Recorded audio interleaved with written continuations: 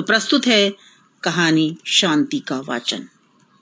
जब मैं ससुराल आई तो बिल्कुल फूहड़ थी। ना पहनने ओढ़ने का सलीका, ना बातचीत करने का ढंग। सिर उठाकर किसी से बातचीत तक न कर सकती थी। मुझे किसी से बातचीत करने में संकोच का अनुभव होता था। मैं स्त्रियों तक से घूंघट के बिना बात नहीं कर सकती थी। मैं कुछ हिंदी पढ़ी हुई थी।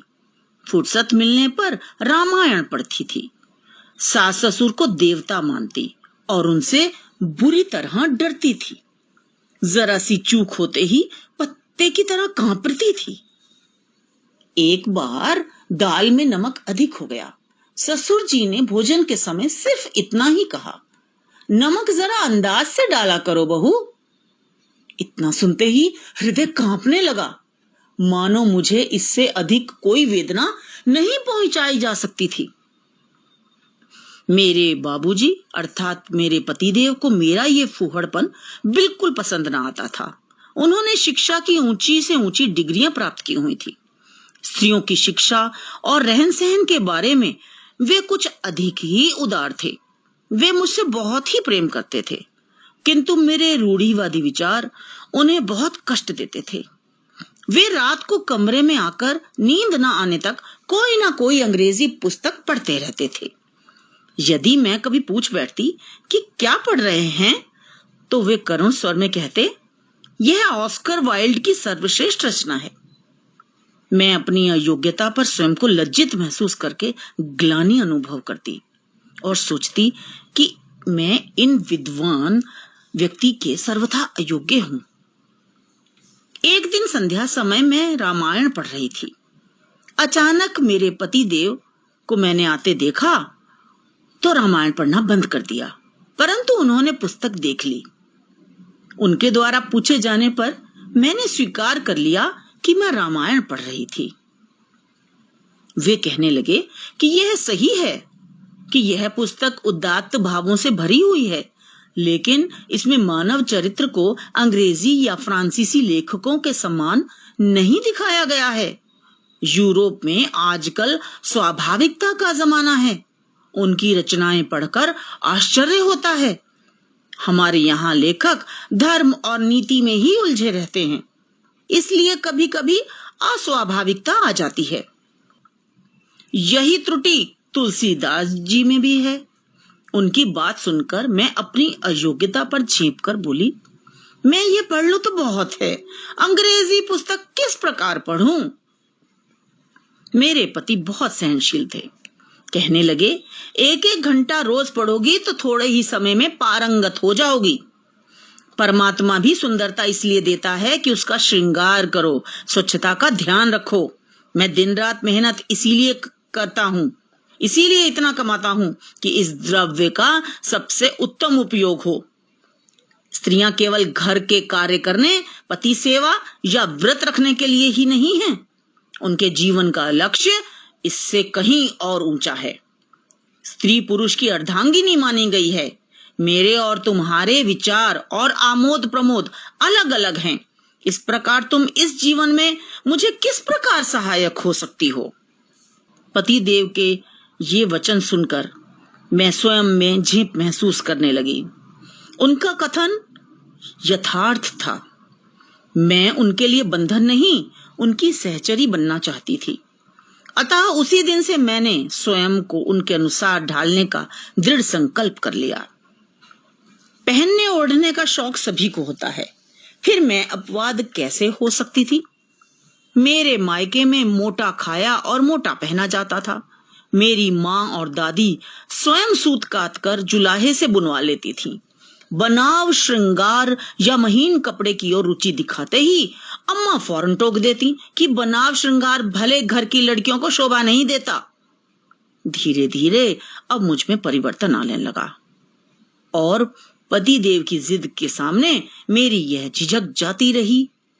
वे मेरे लिए फैशनेबल साड़ियां, जूते और कामदार स्लीपर लाया करते। मैं इन सबको केवल अपने पति के सामने ही पहनती। मैं इन्हें पहनकर घर से बाहर नहीं निकलती। स्त्री अपने पति की प्रसन्नता के लिए क्या नहीं करती। अब घर के काम काज में मेरा मन नहीं लगता था। विदेशी पुस्तकों से मुझे प्रेम होने लगा था। मुझ में आत्माभिमान बढ़ने लगा था। मैं सोचती थी कि मेरे पति सैकड़ों कमाते हैं, तो मैं घर में मेहरी बनकर क्यों रहूं? एक दिन अम्मा ने मुझसे जलपान के लिए दाल मोठ बनाने के लिए कहा, किंतु मैं अनसुना कर गई। थोड़ी ही देर बाद अम्मा ने गुस्से में भरकर पूछा, मैंने दाल मोठ बनाने के लिए कहा था, बनाई? मैंने भी रुष्ट होकर उत्तर दिया, अभी फुर्सत नहीं मिली। यह सुनकर अम्मा और अधिक नाराज होकर बोली, दिन भर पड़े रहना ही काम है? किस घमंड में हो? तुम्हारा पति पहले मेरा बेटा है, वह लाख कमाए, मैं उसकी मां हूं। इस घर में राज मेरा ही रहेगा। उसे पालने पोसने तुम नहीं आई थीं। बाबूजी यानी मेरे पतिदेव उस समय ऊपर बैठे पढ़ रहे थे। ये सभी बातें उन्होंने भी सुनी। रात को उन्होंने मुझसे कहा कि इस बात की आशा न करना कि अब अम्मा के स्वभाव में कोई सुधार होगा। तुम जितना भी सभ्य बनने का प्रयत्न करोगी, उन्हें उतना ही बुरा लगेगा। मैंने यह सोचा है कि किसी दूसरे शहर में चलें। मेरी वकालत भी यहाँ नहीं चलती, इसलिए बहाने की भी आवश्यकता नहीं पड़ेगी। उसी दिन से अम्मा ने मुझसे बोलना छोड़ दिया और सभी के सामने मेरा मजाक उड़ाया जाता। इससे कुछ दिनों बाद हम इलाहाबाद चले आए। इलाहाबाद में बाबूजी ने पहले ही 2 मंजिला मकान ले लिया था। हमारे यहाँ 5 नौकर थे और हम केवल 2 प्राणी थे, मैं और मेरे बाबूजी यानी मेरे पतिदेव। अब मेरे पास घर का कोई काम न था। यहाँ पीतल के बर्तन बहुत कम थे। भोजन मेज पर आता था।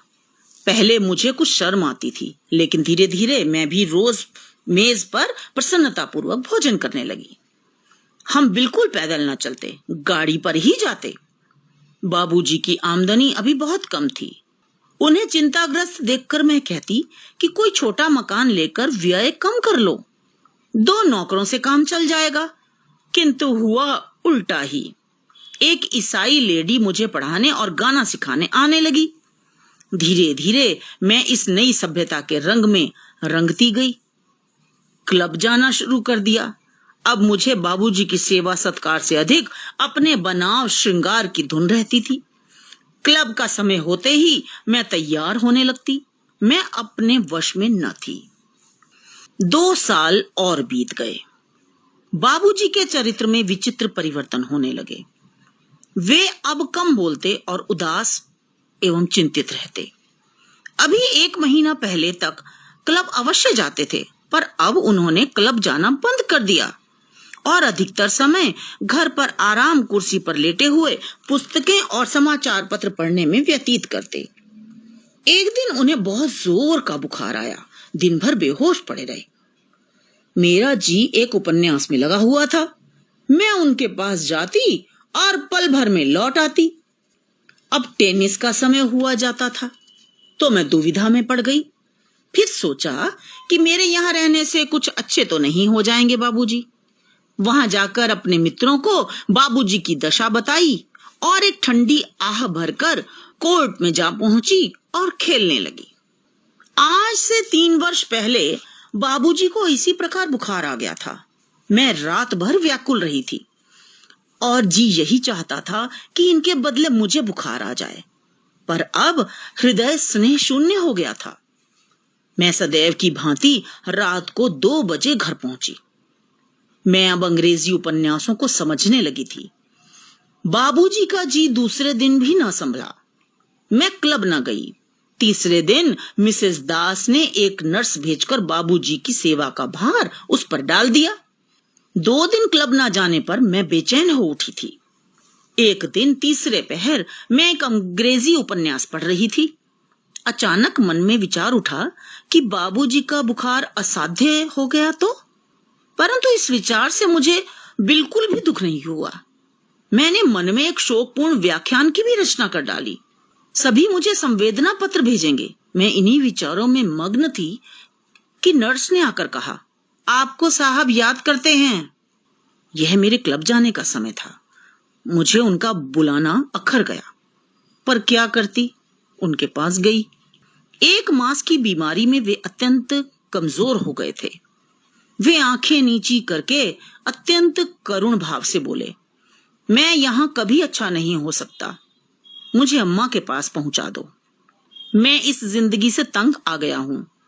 यह शहरी जीवन मरुभूमि मात्र है। यदि तुम मुझे नहीं पहुंचा सकती तो माँ को एक पत्र लिखवा दो, वे अवश्य यहाँ आ जाएंगी।